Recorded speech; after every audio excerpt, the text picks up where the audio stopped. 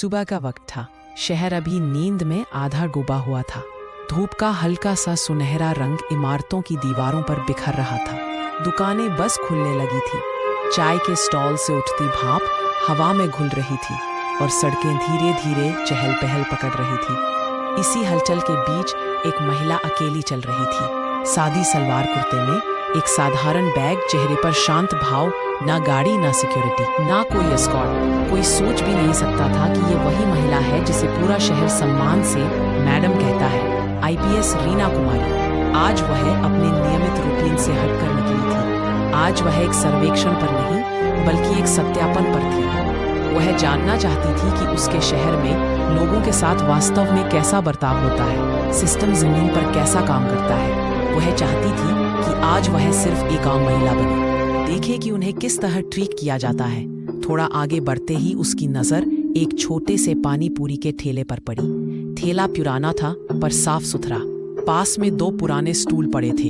ठेले के ऊपर एक छोटी सी फोटो, एक लड़की की, उम्र लगभग 15 से 16 साल। ठेला चलाने वाला था। साधारणता पर आंखों में एक गहरी चमक जो सिर्फ मेहनतकश लोगों में होती है। काका, एक प्लेट पानी पूरी बनाइए। काका मुस्कुरा उठे। उसके बोलने का अंदाज जैसे कोई अपनों से बात करता हो। रीना पानी पूरी खाती है, स्वाद बेहतरीन। बहुत अच्छा बना है काका, वह बोली। काका घर से बोले, दिल से बनाता हूँ, ये ठेला ही तो सब कुछ है, इसी से घर चलता है। और बेटी की पढ़ाई भी। रीना की नजर उसी फोटो पर पड़ी। ये आपकी बेटी है? काका ने चमकती आंखों से कहा। हाँ संगीता, उसे डॉक्टर बनाना है, बड़ी मेहनती है, बस पैसों की तंगी है। रीना को पहली बार एहसास हुआ इस शहर में हर आदमी की आंखों के पीछे कोई न कोई सपना छुपा बैठा है। कुछ मिनट बाद 3 आदमी आए। चलने का अंदाज, चेहरे का घमंड, सब कुछ देखकर दूर से ही पता चल जाता था ये लोग दबंग हैं। उनमें सबसे आगे दिलीप राणा था, थाने से जुड़ा हुआ, इलाके में बदनाम, लोकल गुंडा भी और पुलिस की शरण में भी। उसने आते ही ठेले पर हाथ पटका।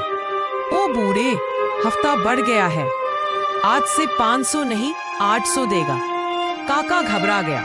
साहब, इतनी कमाई नहीं होती, मेरी बेटी की फीस भी देनी है। दिलीप ने ठेले को जोर से धक्का दिया। कुछ पानी और आलू गिर गए।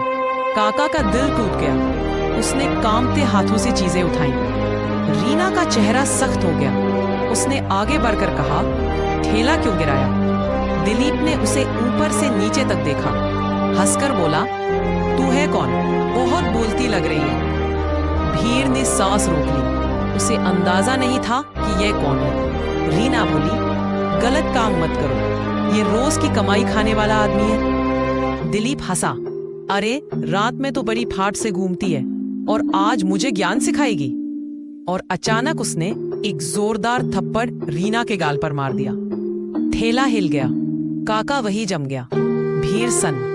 रीना का चेहरा लाल हो गया, लेकिन वह चिल्लाई नहीं। वह शांत थी। हर तूफान से पहले जैसी शांति होती है, ठीक वैसी। रीना ने बिना एक शब्द बोले अपना फोन निकाला। कमिश्नर सर, मैं रीना कुमारी बोल रही हूँ।